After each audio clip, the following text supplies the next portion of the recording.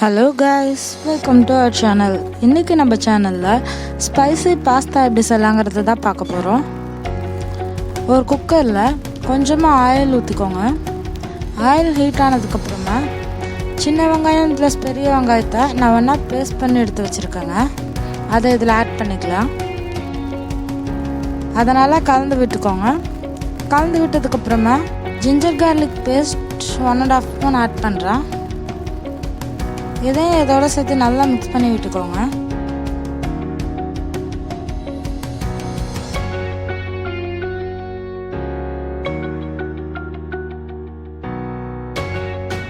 ஒரு கையளவு புதினா தலை எடுத்து வாஷ் பண்ணி வச்சுருக்கேங்க. அதை ஆட் பண்ணிக்கலாம். அது நல்லா மிக்ஸ்ட் ஆனதுக்கப்புறமா 100 கிராம்ஸ் டொமேட்டோவை நல்லா பேஸ்ட் மாதிரி அரைச்சி வச்சுருக்கேங்க. அதையும் இதில் ஆட் பண்ணிக்கலாம்.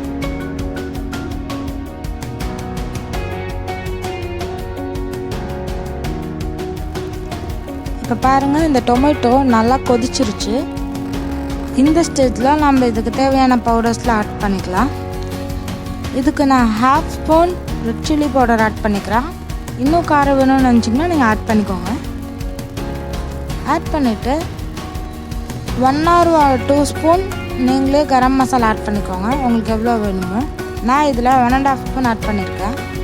அதை நல்லா மிக்ஸ் பண்ணி விட்டுட்டு நான் கொஞ்சமாக சிக்கன் எடுத்து மிக்சியில் ஒரு சுற்றி எடுத்து வச்சுருக்கேங்க, லைட்டாக கைமா மாதிரி. அதையும் இதில் ஆட் பண்ணி நல்லா கலந்து விட்டுக்கோங்க. கலந்து விட்டதுக்கப்புறமா கொஞ்சமாக கர்ட் ஆட் பண்ணிக்கோங்க. கர்ட் ஆட் பண்ணி நல்லா மிக்ஸ் பண்ணி விட்டுட்டு நம்ம வாஷ் பண்ணி எடுத்து வச்சுருக்க இந்த 1/2 kg பாஸ்தாவை அதில் போட்டு நல்லா கிளறி விட்டுருங்க.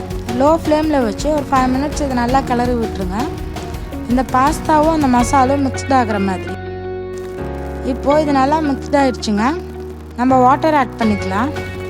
பாஸ்தா முங்கி கொஞ்சம் தண்ணி அதிகமாக இருக்க மாதிரி ஆட் பண்ணிக்கோங்க. அப்போ அது கரெக்டாக இருக்கும். ஃபைனலாக சால்ட் ஆட் பண்ணிக்கலாம். இந்த பாஸ்தாக்கு தேவையான அளவு.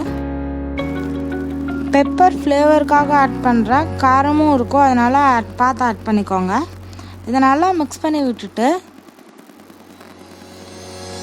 நம்ம குக்கரை க்ளோஸ் பண்ணிடலாம். க்ளோஸ் பண்ணி 1 or 2 விசில் மட்டும் விடுங்க. இது நல்லா வெந்துடும். வெந்ததுக்கப்புறமா நம்ம இதை ஓப்பன் பண்ணிக்கலாம். இப்போ பாருங்கள், இந்த பாஸ்தா நல்லா இதை நம்ம நல்லா கிளறி விட்டுட்டு 2 ஸ்லைஸ் சீஸ் இதில் ஆட் பண்ணிக்கலாம். சீஸ் வேணும்னா ஆட் பண்ணுங்கள், இல்லைனா வேணாம். சீஸ் ஆட் பண்ணி சீஸ் நல்லா மெல்ட் ஆகிற அந்த ஸ்டேஜில் நல்லா இதை மிக்ஸ் பண்ணி விட்டுருங்க. அப்போ தான் இந்த சீஸ் இந்த பாஸ்தாவோட நல்லா மிக்ஸ் ஆகும், ரொம்ப சாஃப்டாக இருக்கும்.